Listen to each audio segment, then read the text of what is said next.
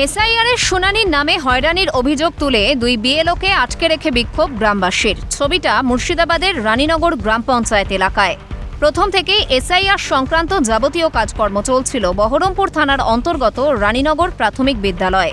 কিন্তু অভিযোগ, গ্রামের বাসিন্দাদের শুনানির জন্য হাজিরা দিতে ডেকে পাঠানো হচ্ছে প্রায় 5 কিলোমিটার দূরে বৈরাগী পাড়ায়। এদিকে দূরত্ব বেড়ে যাওয়ায় শুনানি কেন্দ্রে পৌঁছতে চরম ভোগান্তির সম্মুখীন হচ্ছেন প্রবীণ ব্যক্তিরা। এছাড়াও বার্ধক্যজনিত কারণেও অনেকের সমস্যা হচ্ছে শুনানি কেন্দ্রে পৌঁছতে। এই যে হেয়ারিং, আমাদের এখানে গ্রামে ধরুন বয়স্ক আছে, বৃদ্ধ আছে এবং অসুস্থ আছে, রোগ আক্রান্ত মানুষ আছে, সেই সব মানুষগুলোকে আমাদের এখান থেকে 5 কিলোমিটার দূরে শুনানির জন্য ডাক করছে। আমরা কিভাবে সেই সব মানুষগুলোতে নিয়ে যেতে পারি বলুন তো? আমরা এই প্রাইমারিতে এই সারটা হোক, শান্তিভাবে আমরা যেন এই সারটা করতে পারি। কাজেই আমরা যা দেখছি, যতগুলো মানুষের নাম এসছে বেশিরভাগই ভুল। তারপর বৃদ্ধ মানুষ 7 কিলোমিটার দুটোই রাউন্ড।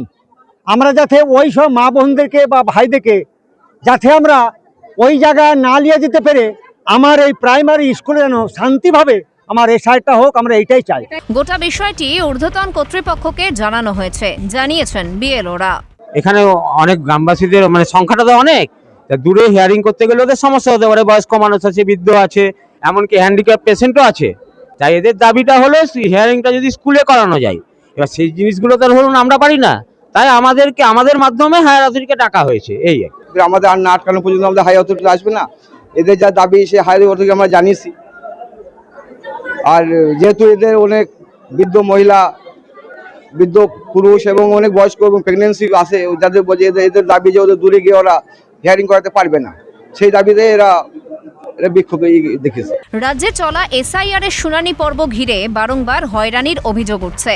এ বিষয়ে একাধিকবার কমিশনের দৃষ্টি আকর্ষণ করেছে বিভিন্ন রাজনৈতিক দল।